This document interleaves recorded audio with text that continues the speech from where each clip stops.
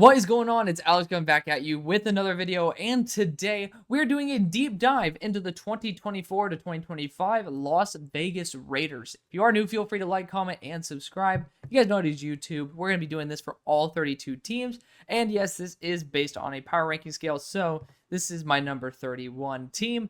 I know it's going to ruffle some feathers, but I feel like if you guys can tell based on the quarterback situation, it's not going to be overly complicated, but we're going to be going through the draft class. We're going to be going through both the offense and the defense, and then we're also going to be doing a records prediction. So super excited for that. Let's get right into this though. Starting out with the draft class, I had a picture of freaking Brock Bowers on here. RIP to that. No one gives a shit about the image, but looking at what you guys did, I mean, honestly, I was a big fan of your draft overall. Starting out with Brock Bowers, it didn't seem like much of a need, but I'm not the biggest Michael Mayer guy, and I didn't really believe in him as much of a receiver. I thought he was a little bit more of that fringe guy who should be in that rotation, really good blocker, and Brock Bowers is that perfect complement to where now Michael Mayer actually, I think, will be worth the pick you spent on him. I think those two working together is going to be very, very nice. Jackson Powers-Johnson, I was a huge fan of that as well. Getting some extra help on the interior of the offensive line, especially at pick 44, is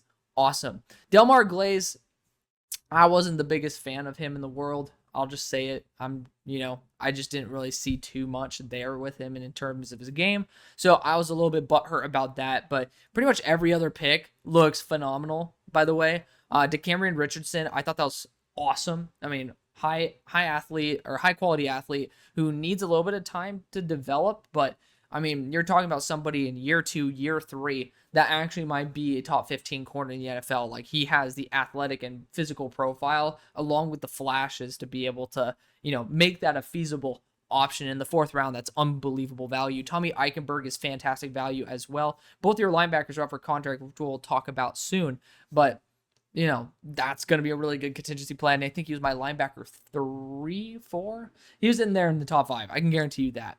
Dylan Laub, not somebody, or Lube, I don't know how to say his name.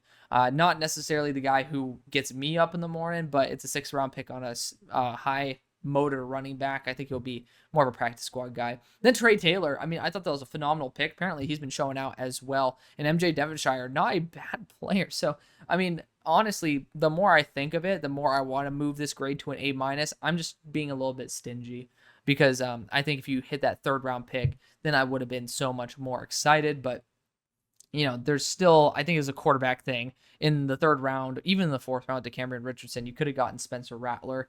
Like, to me, if you invested a little bit more in that quarterback position, I mean, hell, even the 7th round, you could have went after Michael Pratt and tested that theory out. But let's talk about the offense here. Simply put, it's really, really weighed down by the quarterback.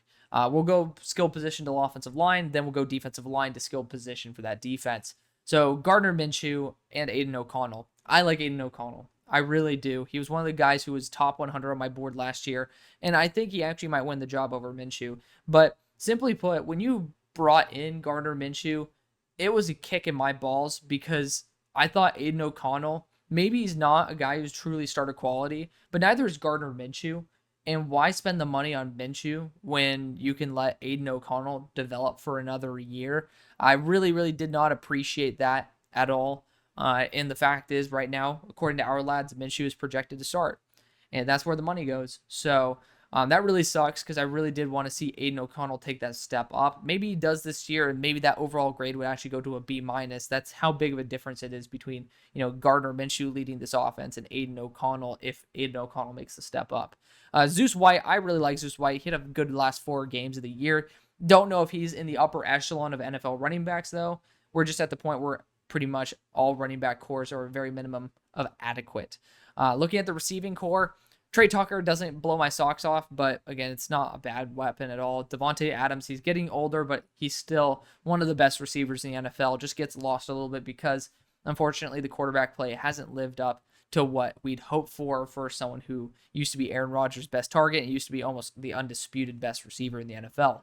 Then we have Jacoby Myers there at right wide receiver. He's been really, really solid overall. And then you got the offensive line, Colton Miller, JPJ. Honestly, probably one of the better left offensive lines in the NFL. That's great. Andre James hasn't been bad at all either. I think he got a new contract this year. Dylan Parham, not bad. Thayer Mumford, That's a little bit of an iffy one. I don't think Thayer's a legitimate starting right tackle, and I know that my Raiders fans think that. So maybe like in retrospect, I should have given y'all C plus, but C is adequate, and I think this offense is adequate. It's pretty clear cut. I mean, the cool thing is the fact that next year your offense can't get worse because everybody's coming back. Oh, forgot to talk about the tight ends as well. We'll talk about Michael Mayer as well as Brock Bowers. Already highlighted both of them essentially, but Brock Bowers is a supreme stud. So I think I should have given you guys a C plus. Maybe it would have pushed you up to like 30 instead of 31. But again, that difference is so minute, and this is not representative of your overall record. So keep that in mind as well. Now let's talk about the defense. Defense has some really good guys. They do. I just think that, unfortunately, there's some weaknesses in areas where I'm not a super huge fan. Ja'Cory Bennett, I don't fully trust.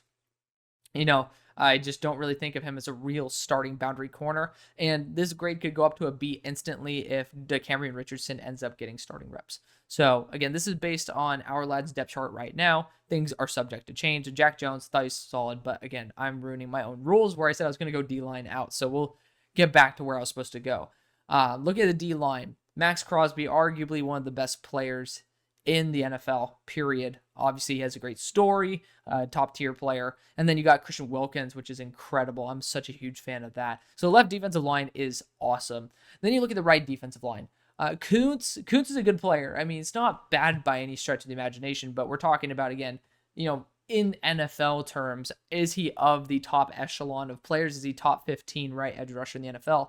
I'm not going to put my money on that. I think he's definitely a bottom half guy. Then you got Tyree Wilson moving into interior defensive line. That's what made me feel a little bit iffy. Again, this is subject to change. Our lads might be completely wrong, but I'm going to follow that until told otherwise, which is why I really do appreciate when you guys end up commenting, because it does help out a lot. It just ends up being able to allow me to have a little bit more of an opportunity to be able to adjust to what, the sources that I trust say. Look at the linebackers. I was a huge fan of Divine Diablo. I still remember him picking off Trevor Lawrence when he was a strong safety. I thought that was a great pick, and he's ended up being a really solid linebacker. But he and Robert Spillane are up for contracts, so that kind of sucks. But you do have Tommy Eichenberg in there that I think will work well as a Mike or a Will linebacker. Looking at the safeties, Merrick and Epps, both those guys are serviceable safeties. Merrick took a step up last year, and I was a big fan of Merrick coming out. But when it comes down to it, I'm just not like these guys don't know. They don't appear to me as upper echelon safeties, similar to what I was talking about Kuntz. Like, they're serviceable guys, but not necessarily best of the best. Javon Merrick, though, I'm a bit more excited about than Marcus Epps. Now we're going to look at the slot. Hobbs is awesome. You also have Sam Webb in there. Both of them are up for a contract, though, which is not great.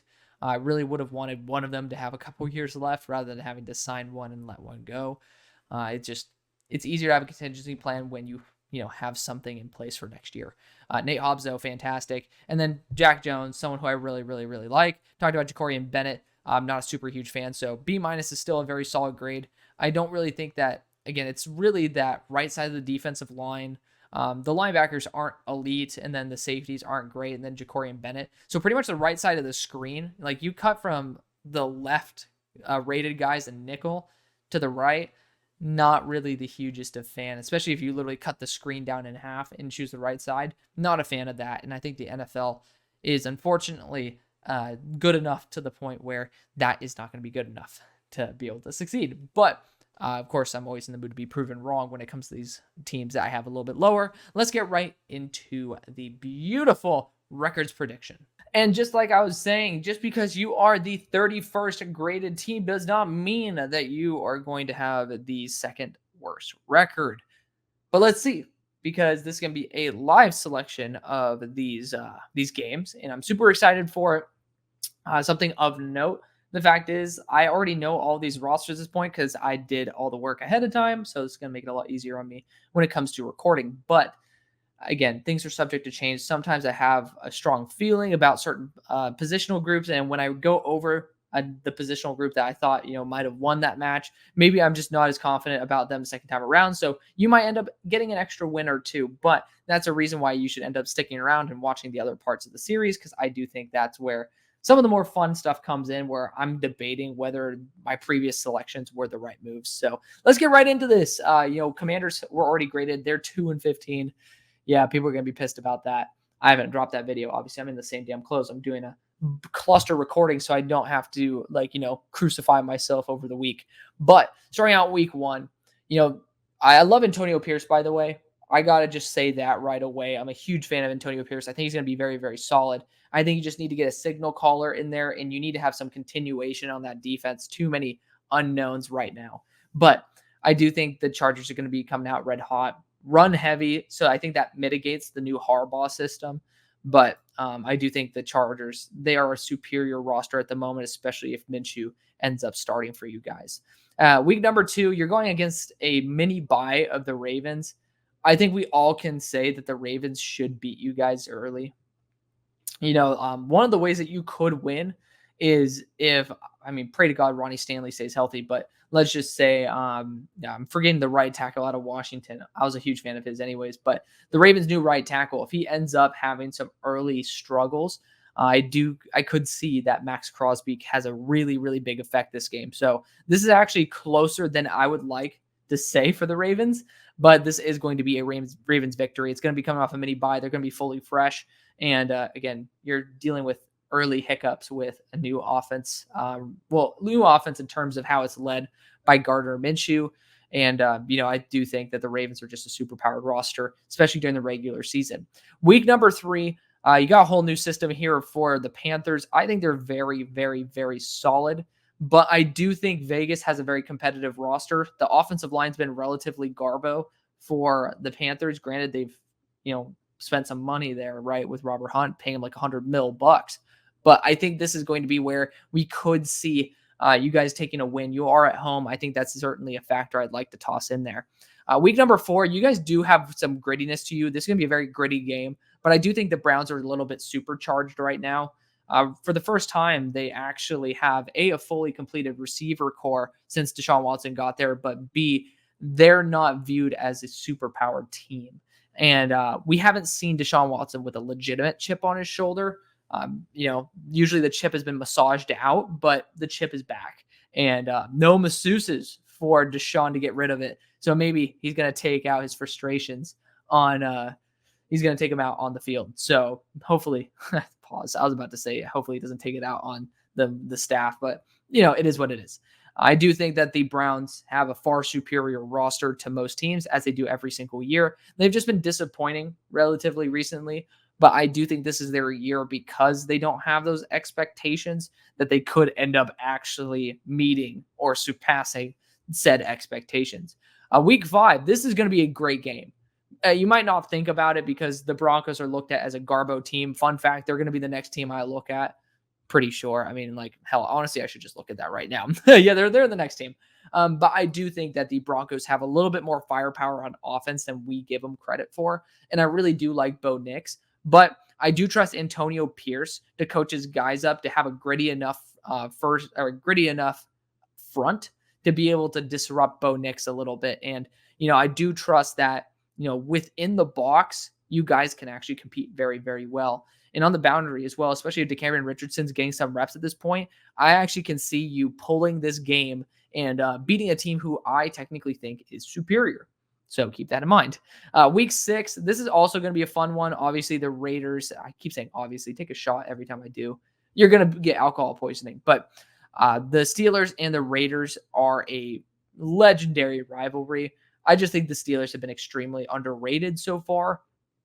And, with a very mobile system, run-heavy system, it's going to be certainly interesting. It's going to be a fun battle. I do think the Steelers are one of those teams that are going to be a big surprise this year. Of course, I'm a little bit biased as a Steelers fan. I literally, hold on, I have Steelers shoes sitting next to me right here. I don't need to pull them up for you guys, but so I am a little bit biased here. However, you do look at the roster comparison. The Steelers, I even dropped them more points than I dropped you guys in terms of that. I give it like an X factor or adjustment category because it's just a whole new system for them and new quarterbacks. So, it's going to be a little bit of a rough start for them, but run heavy, Arthur Smith, it's going to be tough to stop. Week number 7, you're going against a fully rested offense or fully rested offense. I mean, I guess that is what McVay is specialized at, but fully rested Los Angeles Rams.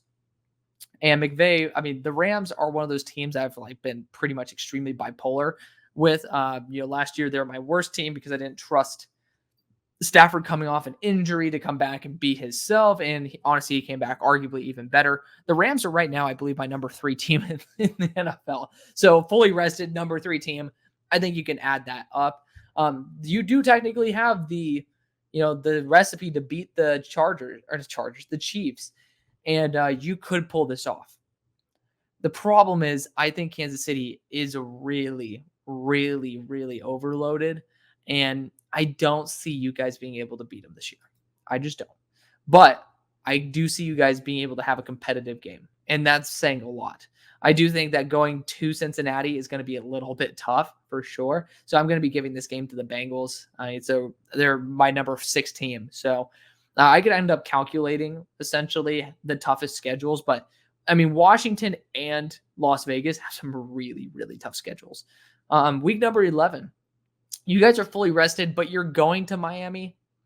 You know what I mean? Like, that's not easy to go into. The Dolphins also are extremely, extremely fast. You could take advantage in case Terran Armstead is injured. Of course, we're not going to be doing injury projections because that changes everything. I'm going to give this game to the Dolphins because they're at home. If they were away, I'd be giving you a victory. So keep that in mind.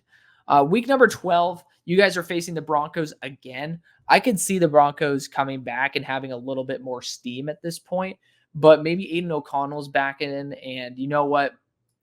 I'm actually going to give you the sweep over the Broncos, which is kind of weird because I ended up putting you guys one spot below. But again, that's also subject to change when I do my Broncos video. And no, I'm not going to give you a sweep just because, like, that's just not how I roll here. But the reasoning why I probably would have done a split earlier on is because you have a more built chemistry earlier in the season when I think the Broncos would have the upper hand if you guys were facing off. I'm going to give you home field advantage here, and that's why I'm giving you the shift for a win. Week 13, you guys are going to not be able to beat Kansas City. I know you have the recipe for it, but the moment you say you have the recipe for it, that's the game where they're going to start trying their hardest not to be proven correct. Maybe you do have it. Like, maybe it is this week 8 game where you can end up pulling out a victory, but I just don't see it. Week 14, you're going to Tampa. I mean, you're going literally to some of the most hostile environments there in Florida from Vegas. I mean, granted, that's a hostile environment, but these are outdoor stadiums in disgusting weather when you're used to playing in a dome. It's not going to be easy. Week 15, man, this is a tough end to your schedule, by the way. The Falcons are going to Vegas, and the Falcons are a team I could see them having some troubles. The receiving core is not elite, so I could see you actually winning that. They have a really good O-line. They do have a really, really good running game. So I could see that causing some troubles, but you do have a relatively solidified defense. I'm going to call an upset here and give it to the Raiders. Week 16, the Jaguars go to Vegas, and it's not an impossible match for you to win. But I don't see you winning back-to-back upset games. I just don't see that happening. I really do like the Jaguars this year. I'd say that every year. I'm a little bit lower on them this year than I was last, but I do think they take the win. I also think New Orleans is very underrated. I gave Washington a win against them, but I just don't really see I don't see the Saints slipping up too much as the season ends out because I do think it's going to be a pretty tight matchup. Week 18, you got the Chargers going up against y'all. This game, you know what? I'm going to give it to y'all because I'm going to project the Chargers are going to rest their starters, not because they have the number 1 overall seed, but I think the number 1 seed is going to be pretty well in hand for the Chiefs. So I'm going to just basically say, we'll check out when we do the Chargers vid, which is going to be later on, but we're going to test out the theory that the Chargers will rest because there's no point in going and winning one more game. I do think they're going to have a very, very fun season, a very good season as well. But I honestly think that they could be resting their starters. If they don't, I'm giving them that game. So we end up going, where are we at? I'm tripping balls. Where are we at? 5-12. So that's a big step up. Again, I got to be honest. It is kind of 4-13. But, we're running with a theory here. All right. So we'll say 4.5 out of 12.5, right? But right now it is 5-12. It's a hopeful season. Absolutely. You're not butt cheeks, but again, we're talking about an NFL where there's really not many teams that lack talent.